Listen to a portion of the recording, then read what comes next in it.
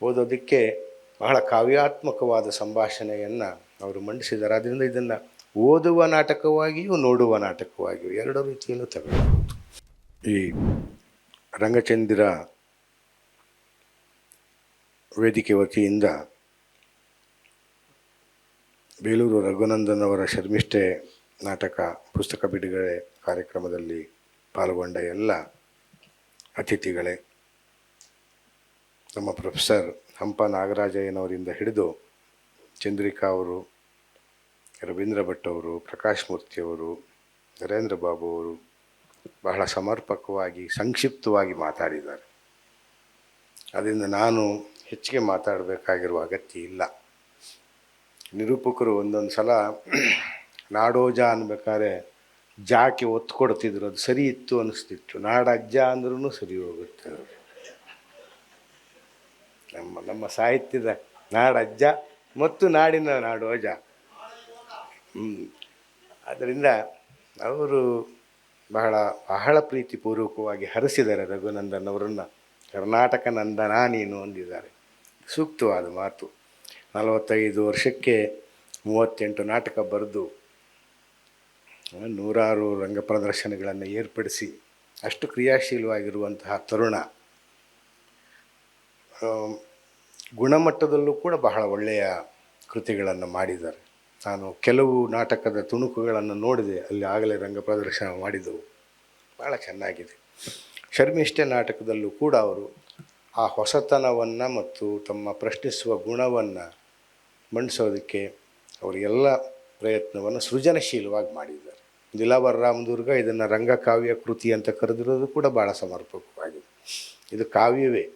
ಓದೋದಕ್ಕೆ ಬಹಳ ಕಾವ್ಯಾತ್ಮಕವಾದ ಸಂಭಾಷಣೆಯನ್ನು ಅವರು ಮಂಡಿಸಿದ್ದಾರೆ. ಆದ್ದರಿಂದ ಇದನ್ನು ಓದುವ ನಾಟಕವಾಗಿಯೂ ನೋಡುವ ನಾಟಕವಾಗಿಯೂ ಎರಡೂ ರೀತಿಯಲ್ಲೂ ತಗೊಳ್ಬಹುದು. ಇನ್ನೊಂದು ಇದರಲ್ಲಿ ವಿಶೇಷ ಏನು ಅಂತ ಹೇಳಿದ್ರೆ, ಶರ್ಮಿಷ್ಠೆಯನ್ನು ಮುಖ್ಯ ಭೂಮಿಕೆಗೆ ತಂದಿರುವಂಥದ್ದು. ಯಯಾತಿಯಲ್ಲಿ ಅದೊಂದು ಪೋಷಕ ಪಾತ್ರ. ದೇವಯಾನಿಯ ಕತೆ, ಯಯಾತಿಯ ವ್ಯತೆ, ಅದು ಮೂಲದಲ್ಲಿ ಮಹಾಭಾರತದಲ್ಲಿ. ಶರ್ಮಿಷ್ಠೆ ಒಂದು ಪೋಷಕ ಪಾತ್ರ. ರಾಜನಿಂದ ಬಳಸಲ್ಪಡ್ತಾಳೆ, ಅದರಿಂದ ದೇವಯಾನಿ ಕೆರಳ್ತಾಳೆ. ಆಗಲೂ ಕೂಡ ಏನು ಶರ್ಮಿಷ್ಠೆ ತನ್ನ ಅಭಿಪ್ರಾಯಗಳನ್ನ ತುಂಬ ಹೇಳ್ತಾಳೆ ಅಂತೇನಿಲ್ಲ. ತಂದೆಗೆ ಕೊಟ್ಟ ಮಾತನ್ನು ಮೀರಿದೆಯಾ ನೀನು ಅಂತ ದೇವಯಾನಿ ಶಾಪ ಕೊಡಿಸ್ತಾಳೆ ಇತ್ಯಾದಿ. ಆಗಲೂ ಕೂಡ ಶರ್ಮಿಷ್ಠೆ ಏನು ಹೇಳ್ತಾಳೆ ಅಂತ ಗೊತ್ತಿಲ್ಲ ನನಗೆ. ಅದೊಂದು ಸಣ್ಣ ಉಪಾಖ್ಯಾನ, ಅದು ಪ್ರಾಸಂಗಿಕವಾಗಿ ಬರುವಂಥದ್ದು. ರಾಮಾಯಣದಲ್ಲಿ ಹೆಂಗೆ ಮಾತಿಲ್ಲದ ಊರ್ಮಿಳೆಯನ್ನು ಮಾತು ಕೊಟ್ಟು ಮುಖ್ಯ ಭೂಮಿಕೆಗೆ ತರುವ ಪ್ರಯತ್ನ ಕೆಲವರು ಮಾಡಿದ್ದಾರೆ, ಆ ರೀತಿಯಾಗಿ ಶರ್ಮಿಷ್ಠೆಯನ್ನು ಮುಖ್ಯ ಭೂಮಿಕೆಗೆ ತಂದು ಹಲವು ಸಾಂಸ್ಕೃತಿಕ ಪ್ರಶ್ನೆಗಳನ್ನು ಅಲ್ಲಿ ಅವರು ಎತ್ತಿದ್ದಾರೆ. ಅದರಿಂದ ಅದು ಮುಖ್ಯವಾಗಿರುವಂತಹ ಒಂದು ಪ್ರಶ್ನೆಯಾಗಿ ಇವತ್ತು ಕಾಡ್ತಾ ಇದೆ. ಶರ್ಮಿಷ್ಠೆ ಕೇಳುವ ಪ್ರಶ್ನೆ ಒಂದೇ, ನನ್ನನ್ನು ನೀಚಳು ಅಂತೀಯ ಅಂತ. ದೇವಯಾನಿ ಹೇಳುವ ಪ್ರಶ್ನೆ ಒಂದೇ, ನೀನು ನೀಚ ಕುಲದವಳು ಅಂತ ಹೇಳಿ.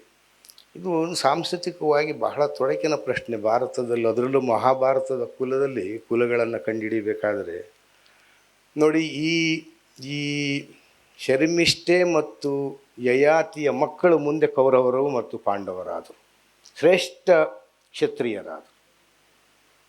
ದೇವಯಾನಿ ಮತ್ತು ಯಯಾತಿಯ ಮಕ್ಕಳು ಯದುವಂಶೀಯ ಕ್ಷತ್ರಿಯರಾದರು, 2ನೇ ದರ್ಜೆಯ ಕ್ಷತ್ರಿಯರಾದರು. ಬ್ರಾಹ್ಮಣ ಮತ್ತು ಕ್ಷತ್ರಿಯರಿಗೆ ಹುಟ್ಟಿದವರು ಯಾಕೆ 2ನೇ ದರ್ಜೆಯ ಕ್ಷತ್ರಿಯರಾದರು?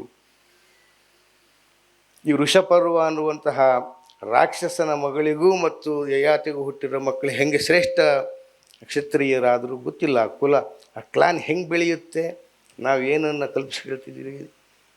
ಆದರೆ ಒಂದು ಪ್ರಶ್ನೆ ಮಾತ್ರ ಇದೆ, ಕ್ಷತ್ರಿಯರಿಗೂ ಬ್ರಾಹ್ಮಣರಿಗೂ ಆ ರೀತಿಯಾದ ಬಟ್ಟೆಯನ್ನು ಬದಲಾಯಿಸ್ಕೊಳ್ಳೋಕೆ ಆಗದಿರೋಷ್ಟು ಹೊಡೆದಾಟ ಇರಲಿಲ್ಲ.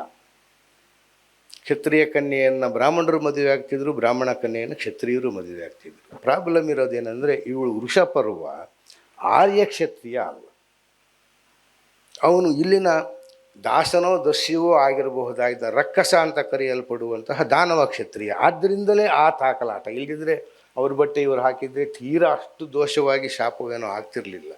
ಏನೇ ಆದಾಗಲೂ ಕೂಡ ಕುಲದ ಪ್ರಶ್ನೆ ಬರುತ್ತೆ. ಆ ಕಾರಣಕ್ಕೋಸ್ಕರವಾಗಿ ನನ್ನ ಬಟ್ಟೆಯನ್ನು ನೀನು ಹೇಗೆ ಧರಿಸಿದೆ, ಆ ಸೇಡಿಗೋಸ್ಕರವಾಗಿ ರಾಜನ ಮಗಳನ್ನು ದಾಸಿಯನ್ನಾಗಿ ಮಾಡಿಕೊಳ್ಳೋದು, ದಾಸಿಯರ ಜೊತೆಗೆ ಸಂಬಂಧ ಹೊಂದೋದು ರಾಜರಿಗಿದ್ದಂತಹ ಬಹಳ ದೊಡ್ಡ ರಹದಾರಿ.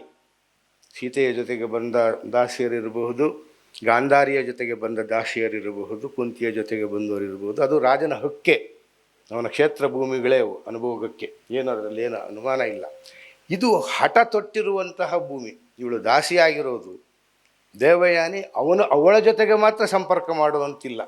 ಉಳಿದ ದಾಸಿಯರ ಬಗ್ಗೆ ಅವಳಿಗೆ ಪ್ರಶ್ನೆ ಇಲ್ಲ. ಯಾಕಂದ್ರೆ ಇವಳು ನನಗೆ ಅವಮಾನ ಮಾಡಿದಾಳೆ, ಅವಳನ್ನು ಅವಮಾನ ಮಾಡೋಕ್ಕೆ ನಿನ್ನ ದಾಸಿಯಾಗಿ ಕರ್ಕೊಂಡ್ಬಂದಿದ್ದೀನಿ. ಅದನ್ನು ಅವನು ಮುರಿದ. ಆದ್ದರಿಂದ ಅವನಿಗೆ ಶಾಪವನ್ನು ಕೊಡಿಸಿದರು. ಅದರ ವಿಮೋಚನೆಗೆ ಮತ್ತೆ ಏನಾಯಿತು ಅಂತ. ಆದರೆ ಶರ್ಮಿಷ್ಠೆಯ ಪಾತ್ರ ನಾಟಕಕಾರರ ಹೇಳುವಂಗೆ ನಮ್ಮ ಭೂತಕಾಲದ, ವರ್ತಮಾನದ ಮತ್ತು ಭವಿಷ್ಯತ್ ಕಾಲದ ಹೆಣ್ಣಿನ ಸಮಸ್ಯೆಯಾಗಿ, ಪಾತ್ರ ಪುರಾಣದ್ದು, ಆದರೆ ಸಮಸ್ಯೆ ಮತ್ತು ಅವಳ ತೊಳಲಾಟ ಮಾತ್ರ ನಮ್ಮ ವರ್ತಮಾನ ಕಾಲದಲ್ಲಿ ಹಲವು ಆಯಾಮಗಳಲ್ಲಿ ಬಿಂಬಿಸಿ. ತನ್ನ ಅವಮಾನಕ್ಕೋಸ್ಕರವಾಗಿ ಅವಳ ಅತ್ತಲು ತೊಳಲಾಡಿದ್ಲು, ತನ್ನ ಸಖಿ ಅಥವಾ ಸ್ನೇಹಿತೆಯಿಂದಾದ ದೌರ್ಜನ್ಯಕ್ಕೆ ಅವಳು ಇದು ಮಾಡಿದ್ಲು, ರಾಜನಿಂದಾದ ತಿರಸ್ಕಾರಕ್ಕೆ, ಕೊನೆಗೆ ಅವನು ಇವಳು ವೃದ್ಧಾಪ್ಯಕ್ಕೆ ಬರಬೇಕಾದರೆ ಅವನು ಯವನಿಗನಾಗೋಕೆ ಹೊರಟಿದ್ದಾನೆ, ಆ ವೈಚಿತ್ರ ವಿರೋಧಾಭಾಸದಿಂದ ನೊಂದಲು. ಅದು ಮಾತ್ರ ಅಲ್ಲ, ಅದು ತನಗೆ ಮಾತ್ರ ನೊಂದಿದ್ದಲ್ಲ, ಪುರುವಿಗೋಸ್ಕರವಾಗಿ ನೋಯಬೇಕಾಗಿ ಬಂತು. ಅಕಾಲ ವೃದ್ಧಾಪ್ಯಕ್ಕೆ ತುತ್ತಾಗಬೇಕಾಗಿ ಬಂದ ತನ್ನ ಮಗ ಅವನಿಗೋಸ್ಕರ ನೋಯಬೇಕು, ಅವನನ್ನು ಕಂಡು ಇವಳು ಬಾಳಬೇಕು ಅಂತ ಇರ್ತಾಳೆ. ಅದರಲ್ಲಿ ಭಾಳ ಚೆನ್ನಾಗಿದೆ, ಅದು ಭಾಳ ಮಾಗಿದ ವಾಕ್ಯಗಳು. ಪ್ರತಿ ಹೆಣ್ಣಿಗೂ ವಯಸ್ಸಾದ ನಂತರ ಅವರಿಗಿರುವ ಮೊದಲ ಆಯ್ಕೆಯೇ ತನ್ನ ಮಕ್ಕಳು ಮತ್ತು ಅವರ ಶ್ರೇಯಸ್ಸು. ಅದು ಲೋಕದ ಮಾತು, ಲೋಕದ ನೀತಿ ಕೂಡ. ಅಂತಹ ಸಂದರ್ಭದಲ್ಲಿ ಆ ಬಾಳಿ ಬೆಳಗಬೇಕಾಗಿದ್ದಂತಹ ಪುರುವಿನ ಯೌವನವನ್ನು ಕಸ್ಕೊಂಡಿರುವ ಗಂಡನ ಸ್ವಾರ್ಥ ಮತ್ತು ಇವನು ಪೆದ್ದತನವೋ ಉದಾತ್ತತನವೋ ಗೊತ್ತಿಲ್ಲ ಈ ಪುರುವನ್ನು ಅವನು ಕೊಡೋದು.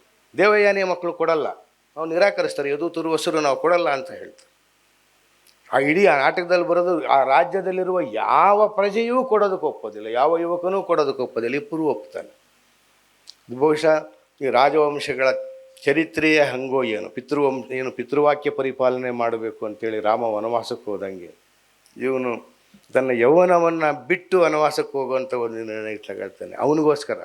ಅದಕ್ಕೂ ಮುಖ್ಯವಾಗಿ ಅವಳಿಗೆ ಭಾಳ ವ್ಯತ್ಯೆಯಾಗೋದು ಆ ಚಿತ್ರಲೇಖೆಗೋಸ್ಕರ. ಇಷ್ಟು ಚಿಕ್ಕ ವಯಸ್ಸಿನ, ಇನ್ನೂ ಬಾಳನ್ನು ಕಂಡಿರದ, ತನ್ನ ಯೌವನದ ಕನಸುಗಳು ಬಾಡಿರದಂತಹ ಹೆಣ್ಣಿನ ಅವಳ ಅವಕಾಶವನ್ನು ನೀನು ಕಿತ್ಕೊಂಡಿಯಲ್ಲ, ಅದೊಂದು ಮಾರ್ಮಿಕವಾದ ಮಾತಿದೆ. ಹಾಗಾದ್ರೆ ಸೊಸೆಯ ಸೌಭಾಗ್ಯವೆಲ್ಲವನ್ನೂ ನೀನೇ ಸವಿದೆಯೋ ಅನ್ನುವ ರೀತಿಯ ಒಂದು ಭಾಳ ಮಾರ್ಮಿಕವಾದ ಪ್ರಶ್ನೆ ಇದೆ. ಮಗನ ಯೌವನ ಕಿತ್ತರೆ ಮತ್ತು ಅವನ ಹೆಂಡತಿಯ ಸೌಭಾಗ್ಯವನ್ನು ಯಾರು ಸವಿಯುತ್ತಾರೆ? ಈ ರೀತಿಯಾಗಿರುವ ಮಾರ್ಮಿಕ ಪ್ರಶ್ನೆಗಳನ್ನು ಎತ್ತುವುದಕ್ಕೆ ಒಂದು ಸಂಕೇತವಾಗಿ ಶರ್ಮಿಷ್ಠೆಯನ್ನು ಬಳಸಿದ್ದಾರೆ. ಮತ್ತು ಶರ್ಮಿಷ್ಠೆಯನ್ನು ಮುಖ್ಯ ಭೂಮಿಕೆಯ ಮಾತುಗಾರಳ ಏಕ ವ್ಯಕ್ತಿಯ ಮಾತು, ಆ ಮಾತು ಅವಳೇ ಆಡ್ತಾಳೆ, ಈ ಮಾತು ಅವಳು ಆಡ್ತಾಳೆ. ಅದು ಭಾಳ ಮುಖ್ಯವಾಗಿರೋದು. ಯಾಕಂದರೆ ಎಲ್ಲವನ್ನು ಅವಳು ಕಂಡವಳು. ರಾಜನ ಮಗಳಾಗಿ ಹುಟ್ಟಿ ಕುಲದ ಕಾರಣಕ್ಕೆ ದಾಸಿಯಾಗಿ ಬಂದು ಮತ್ತು ರಾಜನ ಸಹವಾಸ ದಕ್ಕಿದ ಮೇಲೆಯೂ ಕೂಡ ಆ ರಾಜನಿಂದಲೇ ವಿಪರೀತದ ದೃಷ್ಟಿಯಲ್ಲಿ ಪರಿತ್ಯಕ್ತಳಾಗುವಂತಹ ಆ ನೋವು ಒಂದು ಹೆಣ್ಣಿಗೆ, ಅದರಲ್ಲೂ ಕೂಡ ಅವಳು ಮಾಗುವ ವಯಸ್ಸಿಗೆ ಬಂದಾಗ ಗಂಡ ಯೌವನಿಗನಾಗಿಬಿಟ್ರೆ ಅವಳಿಗೆ ಉಂಟಾಗುವ ಏಕಾಂಗಿತನ, ಅವಳಿಗೆ ಆ ಒಂಟಿತನ, ಆ ಕಾಡುವಿಕೆ, ಮತ್ತು ಅದು ಬಹಳ ವಿಚಿತ್ರವಾಗಿರುವಂಥದ್ದು. ಮತ್ತು ಇದರೊಳಗೊಂದು ಸಂದೇಶ ಇದೆ. ವೃದ್ಧಾಪ್ಯ ಕೂಡ ಮಾಗುತ್ತಾ ಅದಕ್ಕೆ ಅದರದೇ ಆದ ಸೌಂದರ್ಯವೂ ಮತ್ತು ಅಭಿರುಚಿಯೂ ಇದೆ. ನಿಮಗೆ ಅದು ಯಾಕೆ ಗೊತ್ತಾಗಲಿಲ್ಲ? ಯಾವಾಗಲೂ ಕೂಡ ಉನ್ಮತ್ತರಾಗಿರಬೇಕು ಕಾಮದಲ್ಲಿ ಅಂತ ಬಯಸ್ತಿದ್ದೀರಲ್ಲ, ಇದು ಸಾಧುವೆ? ಇದು ಸರಿಯೇ? ಮಹಾರಾಜ ಚಿರಾಯುವಾಗುವುದಂದರೆ ಏನು? ಚಿರ ಯೌವನಿಗಾಗೋದಂದರೆ ಏನು? ಆ ರೀತಿ ಬದುಕೋದಕ್ಕೆ ಸಾಧ್ಯವೇ? ಇಡೀ ಮನುಕುಲಕ್ಕೆ ಅವಳು ಕೇಳುವ ಪ್ರಶ್ನೆ ಇದ್ದಂತಿದೆ. ಸದಾ ಯೌವನಿಗರಾಗಿರಬೇಕು ಅಂತ ಚಂದ್ರಿಕಾ ಏನು ಹೇಳಿದರು? ಬಗೆಬಗೆಯ ಸರ್ಕಸ್ಸುಗಳಲ್ಲಿ ತೊಡಗಿರುವಂತಹ ಈ ಆಧುನಿಕ ಜನಾಂಗ ಅದಕ್ಕೆ ಕೇಳುವ ಪ್ರಶ್ನೆ ಥರ ಇದೆ. ಯಾವಾಗಲೂ ಯೌವನವನ್ನೇ ಅನುಭವಿಸೋಕ್ಕಾಗುತ್ತೆ.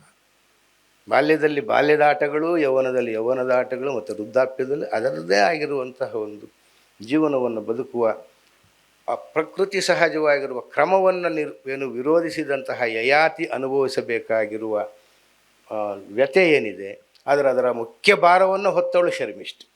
ಸೊ ಆ ವಿಷಯವನ್ನು ಬಹಳ ಚೆನ್ನಾಗಿ ಹೇಳಿದ್ದಾರೆ. ಬಟ್ಟೆ ಅನ್ನೋದು ಎಲ್ಲ ಬಣ್ಣ, ನೂಲು ಅನ್ನೋದು ಎಲ್ಲ ಬಣ್ಣಗಳನ್ನು ಬಿಟ್ಟುಕೊಳ್ಳುತ್ತೆ. ಅದಕ್ಕೆ ಏನು ಭೇದ ಭಾವ ಇಲ್ಲ, ಯಾವ ಬಣ್ಣಗಳನ್ನಾದರೂ ಸ್ವೀಕರಿಸುತ್ತೆ. ಅದು ಸೀರೆಯೂ ಆಗುತ್ತೆ, ಪಂಚೆಯೂ ಆಗುತ್ತೆ, ಶಲ್ಯವೂ ಆಗುತ್ತೆ, ಏನು ಬೇಕಾದರೂ ರೂಪ ಧರಿಸುತ್ತೆ. ಅದಕ್ಕೆ ಭೇದ ಭಾವ ಏನೂ ಇಲ್ಲ. ನೀರಿಗೂ ಗಾಳಿಗೂ ಹೆಂಗೆ ಭೇದ ಭಾವ ಇಲ್ಲವೋ ಅದೇ ರೀತಿಯಲ್ಲಿ ನೂಲಿಗೂ ಭೇದ ಭಾವ ಇಲ್ಲ ಅನ್ನುವಂತಹ ಒಂದು ಸಂದೇಶವನ್ನು ಕೂಡ ಅವರು ಕಟ್ಟಿಕೊಡುವ ಮುಖಾಂತರ ಆ ನೇಕಾರ ಕುಲಕಸುವಿಗೆ ಅವರೊಂದು ಘನತೆಯನ್ನೂ ಕೂಡ ಈ ನಾಟಕದಲ್ಲಿ ತಂದುಕೊಟ್ಟಿದ್ದಾರೆ. ಅದರಿಂದ ಬಹಳ ಒಳ್ಳೆಯ ಕಾವ್ಯಾತ್ಮಕವಾಗಿರುವ ರಂಗಕೃತಿಯನ್ನು ರಚಿಸಿದ ಗೆಳೆಯ ಬೇಲೂರು ರಘುನಂದನ್ ಅವರಿಗೆ ಮತ್ತು ಅದರ ಕುರಿತು ಎಲ್ಲ ಮಾತನಾಡಿದ ಎಲ್ಲ ಅತಿಥಿಗಳಿಗೆ ವಂದಿಸಿ ನನ್ನ ಮಾತನ್ನು ಮುಗಿಸ್ತಾ ಇದ್ದೀನಿ. ನಮಸ್ಕಾರ.